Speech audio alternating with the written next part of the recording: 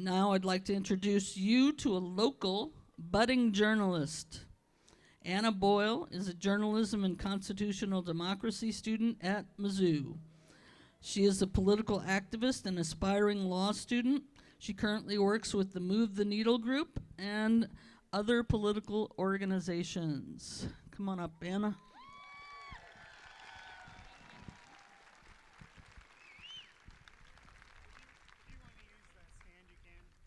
It's fine. Hi, everyone. My name is Anna Boyle. I'm 20 years old, and I cannot wait for the day I can say I'm proud to be an American. Right now, I don't know if that's true, and that truth is under attack. I'm a journalist here in Columbia. My job is to listen, to document, and to tell the truth. And because of that, I see what many people don't. I see people's stories up close, across neighborhoods, across backgrounds, across generations. I'm a journalist. I'm a legislative intern for the Missouri House of Representatives. I serve on the advisory committee for Move the Needle. I may be 20, but I've worked in all these spaces. I've seen how power operates from different angles, and I see its impact up close, not in headlines, in people's lives. I'm also young, and as a 20-year-old who will live with the consequences of this moment, I am watching closely, and I am demanding accountability and action right now.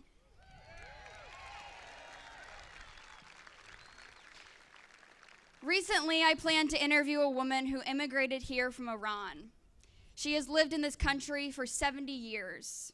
70 years building a life, 70 years contributing to this community, but when conditions escalated, she changed her mind. After 70 years here, she chose silence, not because her story doesn't matter, but because being visible right now can be risky. Think about that. Someone who has lived in this democracy for decades now believes the safest choice is to stay quiet. That's not normal, that's control. Now, I'm a white woman. I don't carry that same fear. I can stand here and speak without calculating the cost. That matters, because it means that I have a responsibility to use my voice.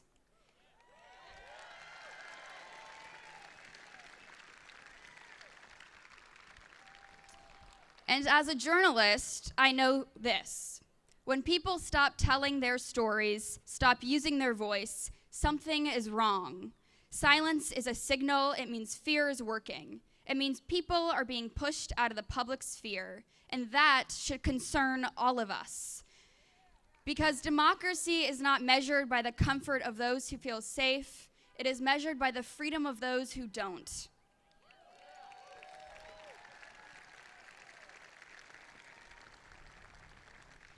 This community, Boone County, is stronger because of the people in it, all of them. When voices disappear, we all lose something. So we show up. If you're a student, stay educated. If you're a parent, teach. If you're a worker, stand with the people beside you. If you're retired, keep showing up. Every generation, every role, every voice. Because fear is a tool, silence is a goal, but it won't work. Not here, not today. Power belongs to the people, and as a 20-year-old, I refuse to inherit a country where power goes unchecked. No thrones, no crowns, no kings. If you have a voice, use it.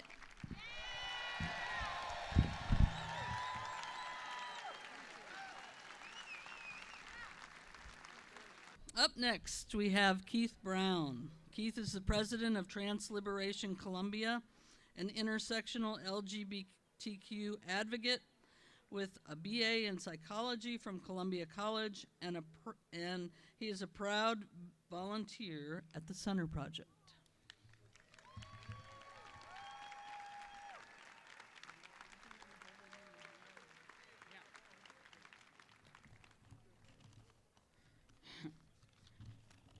Good morning. Bells tolled just months ago. Trans Day of Remembrance led to vigils held all around this country. The names listed in memory of our trans siblings who have passed on. It was the heavy weight in the hearts of many that a major portion of these names were Hispanic and Latin American. For myself, it reminded me of the family that I have, the siblings I love, both of blood, those married into my family, and those who I have chosen as my family. The resounding, discordant rings of a bell paying respect to our trans ancestors, sounds that relayed through my conscious understanding that all this current administration wants is power and will do anything to tear families apart and to strike fear in the hearts of those most at risk. They continue to spread their power with fear and bigotry, making it easier for ICE agents to discriminate and target our transgender siblings. You see, I am a transgender man. Assigned female at birth, became disabled into adulthood, and I have had the privilege to be surrounded by the culture, family, married into my life since before I was born and in my young teens. Having not even realized how different I was, how my own upbringing was so sheltered and yet culturally different than my peers. Born on an Air Force base, 10 years of my life was spent moving around. I know that I once sang "Let Freedom Ring" with the whole of my heart, but the older I get, those lyrics ask questions in the quiet moments of prayer and reflection. Why has it gotten so bad? What can we do to stop this tyranny? Because it wasn't about bathrooms in 1865 when the movement to deny Black Americans of their rights to go to integrated schools, forced them, segregated, felonized, criminalized children from going to school. It wasn't about religious truth or bathrooms, but of fear, of power, of othering human beings using the Bible as a shield and their money as a weapon to subjugate an entire people and rid them of their autonomy. These violations to civil rights did not happen overnight. Mike Brown, Trayvon Martin. I've been saying their names for 10 years, and there are countless, millions more lost to an America willfully blind of its history. The white trans community has not faced quite the same level of injustices, yet our own perils echo in the similar American brand of fascism.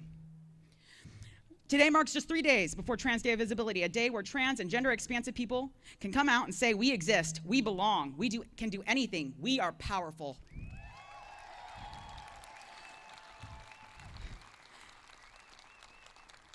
Just 3 days ago, myself and fellow trans people alike had to step up and testify at the Missouri Capitol for 2 days. We toiled, refuted, demanded our autonomy. We have always existed, we will always belong, and we can and will do anything. Tuesday, a meeting with senators at 8 a.m. is met with censure. They did not allow us to speak for more than 2 minutes. They cut off the hearing short, and more than 10 trans people who came here to testify did not get to speak. Some of who drove up to 6 hours away were silenced, unheard.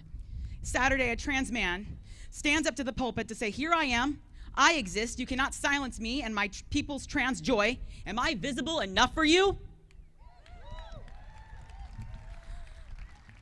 No permitiremos que tomen nuestros derechos como orígenes ni destruya a las familias y negocios que tenemos aquí en Estados Unidos.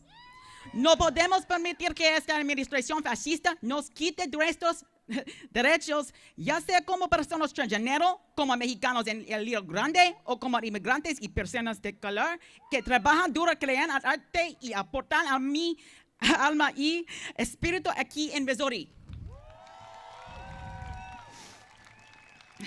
A mis amigos hispanos y latinoamericanos, tanto aquí como en todo Estados Unidos, la comunidad transgénero está con ustedes en solidaridad.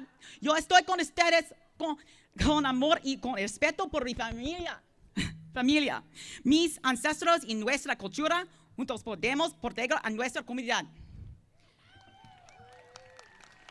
Liberación para mis hermanas y hermanos transgénero. No binarios e intersexuales, liberación para mi familia mexicana, liberación para mi familia trans y mexicoamericana, liberación para mi familia cubana, liberación para todas las personas migrantes, liberación para Venezuela, liberación para Palestina, liberación para todos los pueblos indígenas y sus tierras robadas.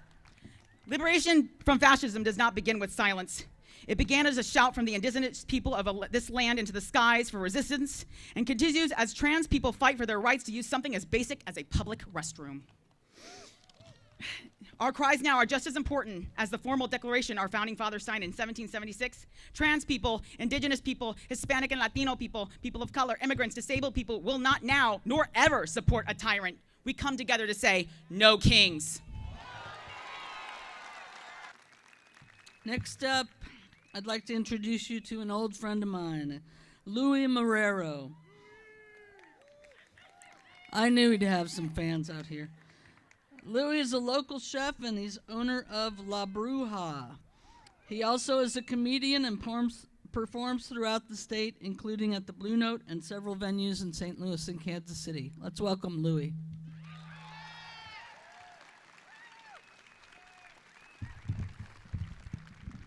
Thank you, Laura. Give Laura a big round of applause. Give everybody a big round of applause.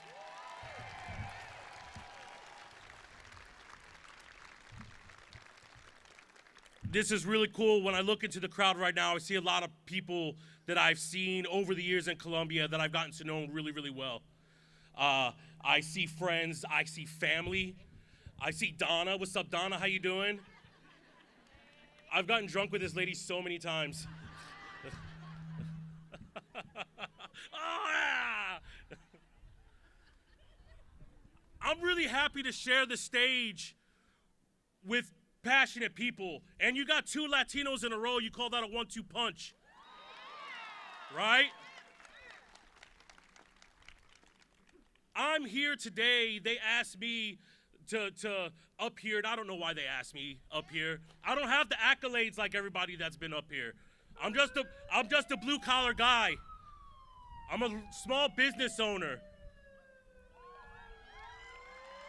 I have the same thing in common with each and every one of you, and that is that I want to be able to live in peace and not scared and angry every day.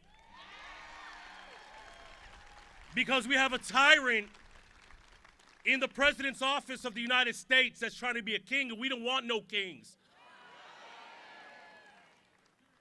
Right?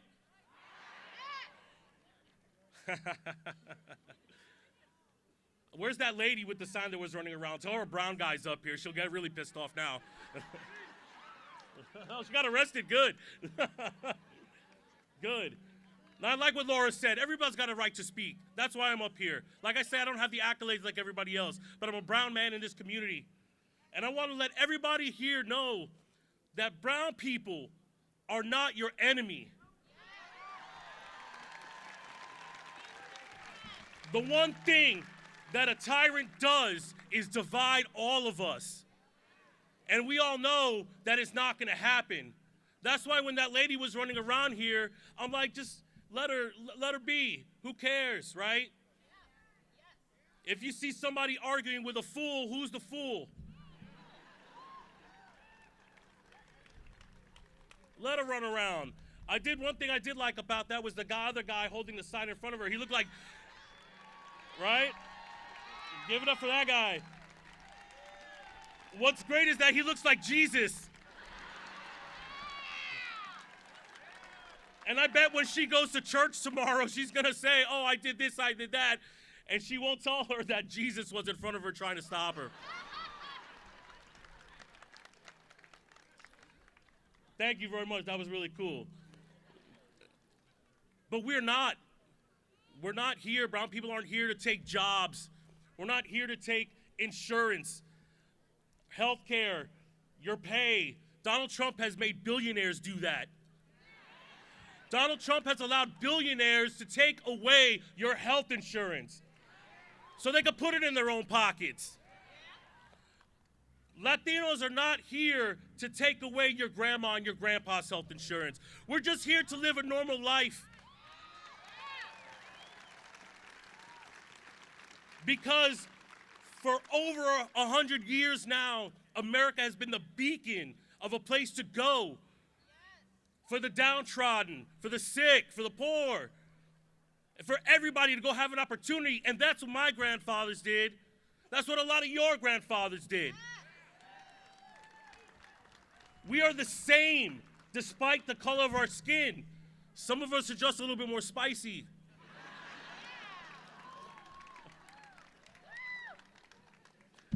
You doing good, Donna?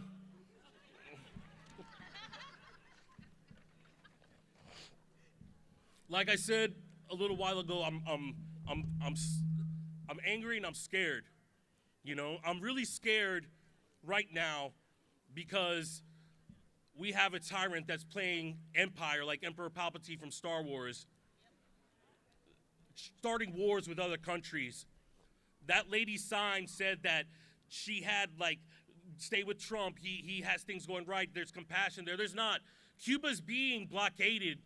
Cuba's running out of water, clean water to drink. Cuba's running out of energy. They're running out of food. That's not compassion. That's fascism. That's right. And we don't do that here.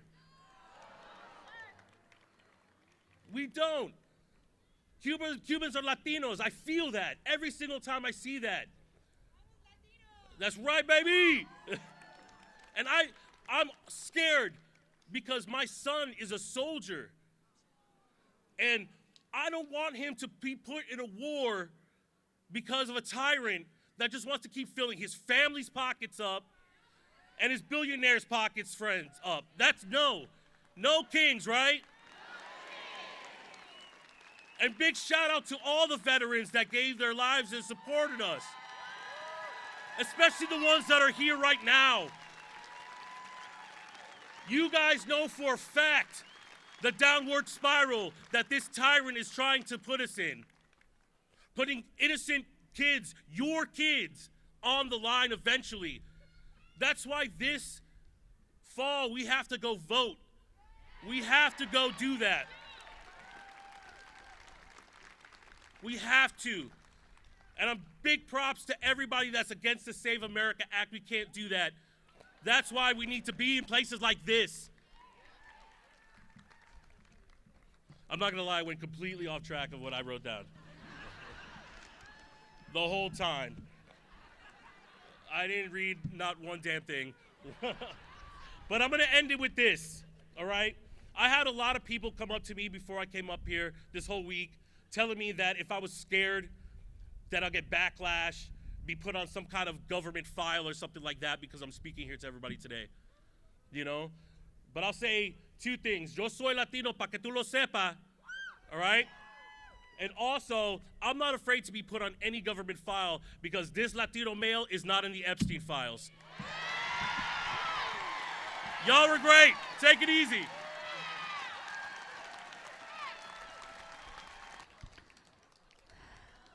Our last speaker is Jessica Caldera. She's a sixth-generation Missourian. She spent 10 years as a special victims prosecutor and appellate attorney for the state and has been a criminal defense attorney for 4+ years.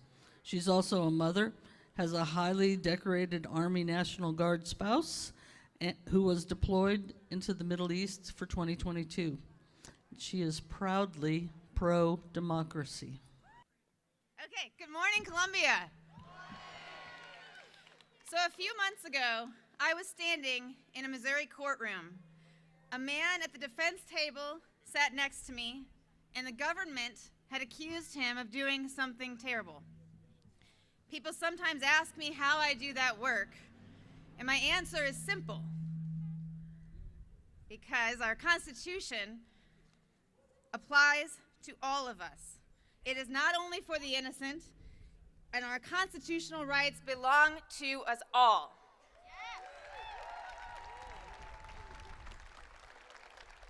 Across the room was a judge wearing a robe, a court marshal wearing a gun, and to the side, for whom everyone in the room stood, every time they came and went, sat 12 ordinary people. Jurors from this community, teachers, parents, workers, neighbors, people who stepped away from their daily lives with no personal bias or stake in the case. And for hours, they listened to the evidence. They deliberated, they argued, they questioned. And when they got back into the courtroom, they delivered a verdict. Because the verdict in the United States of America belongs to and comes from the people. In America, the government cannot simply declare someone guilty. In America, 12 ordinary people tell the government, prove it. Show me. That is the opposite of a king. A king decides by decree. In another courthouse last month, a grand jury came together, and the saying goes that a good prosecutor can indict a ham sandwich through the grand jury. But not last month. When prosecutors tried to indict or charge 6 opposition lawmakers for telling the truth that our American soldiers do not have to obey unlawful orders,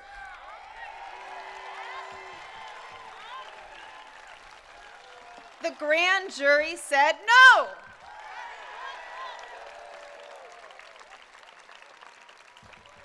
Now, when I was a prosecutor representing the state of Missouri, I was proud to say that, to stand in open court and publicly announce that I represented the people of Boone County.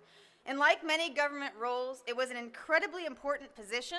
It came with incredible responsibility, and I made unpopular decisions. I had to talk with victims or family members who'd been affected by crime and make decisions they didn't agree with. But I said my full name is Jessica Caldera. I showed my face.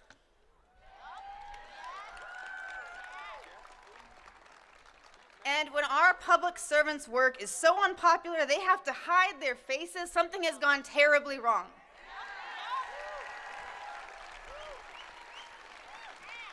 When ICE agents hide behind masks, that shows us that they believe they are unaccountable to the people.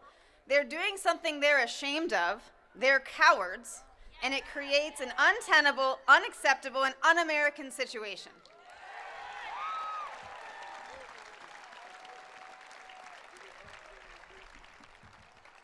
In 1776, nearly 250 years ago, we signed the Declaration of Independence, and among the reasons we said that the king had obstructed the administration of justice, had made judges dependent on his will alone.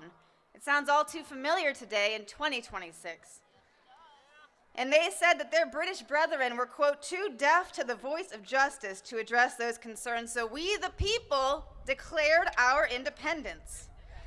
And we wrote that the purpose of our government is to secure our rights to life, liberty, and the pursuit of happiness, and our government gets its power from the consent of the governed. We are here today. We show them that we do not consent to this.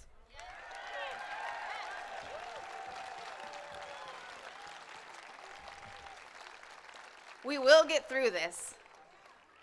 And when our children and grandchildren ask what we did during this time, we will tell them that we resisted.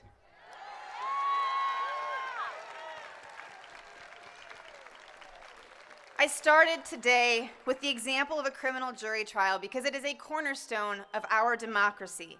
That in the rural areas of Alaska and in the crowded cities of Chicago and all the places in between, we take for granted that if the government believes someone's committed a crime, that we get to ask the people to decide. We collectively believe in the United States of America that a crime against one of us is a crime against all of us. And no matter how serious the crime or punishment, we all have rights. Rights to no cruel or unusual punishment. Rights to a feisty lawyer who gets to tell the government, prove it. And as someone who cares very deeply about our justice system, I worry. When the only crimes that matter are the crimes that someone rich or powerful deems them important, or when someone is rich and powerful, they believe and sometimes get away with it. Once the government can do that, once the government can throw people away as quickly as it chooses, we are no longer living in a democracy, we are living under a king.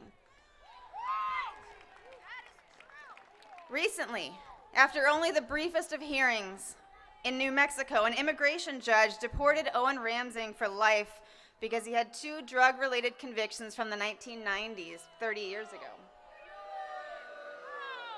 His case made the news because he held a green card, immigrated here at age 5, and had long been an upstanding member of our Columbia community. Even the typically anti-immigration folks on my Facebook on that said, oh no, not him. He should get to stay. But once the government draws a line, once the government puts some people in a bad bucket and some people in a good bucket, there is no time or resources for nuance. We know that first they come for the immigrants. And while those immigrants await their deportations, we house them in retrofitted, inhumane warehouses. without any of the federal protections that I discussed earlier, in spite of federal judges' rulings. In preparation for today, I searched the Columbia Missourian's website for Owen's story because I wanted to get my facts right, because I think those matter. My search for local immigrant deported turned up 113 results. The first one was from the Kansas City Star, and the second was from the Iowa City Press Citizen. Not exactly what I was looking for. History shows us that next they come for the journalists. And when they do, it's not always the force or drama that we expect it to be. In America lately, that looks like consolidation. And like the kings and nobles of feudal times today, a handful of corporations and wealthy private equity owners control the vast majority, a crazy percentage, of our local news across the country. And that means that the wealthy owners decide the priorities. Newsrooms close, reporters disappear, local stories go uncovered, stories about the powerful go uncovered. When local journalism weakens, accountability weakens with it.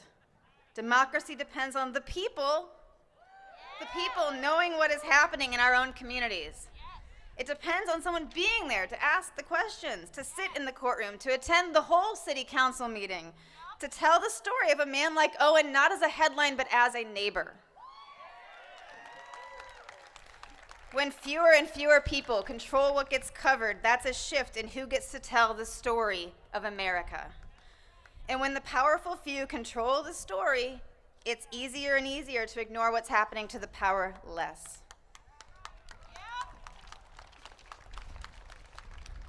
Maya Angelou said, "Equal rights, fair play, and justice are like air. We all have it, or none of us have it." I will tell you what gives me hope. It is you, all of you. It's the people who pay attention, who show up, who document what they see so that the truth will not be ignored. Like the jury in the beginning, we show up. We listen. We speak the truth. That's what democracy asks of all of us. Not perfection, but participation. And as long as we keep showing up, for as long as it takes, we keep bearing witness, we keep telling the truth, we will keep this democracy alive. We will keep power where it belongs, with the people. And we will make sure that together there are no thrones, no crowns, no kings. Thank you.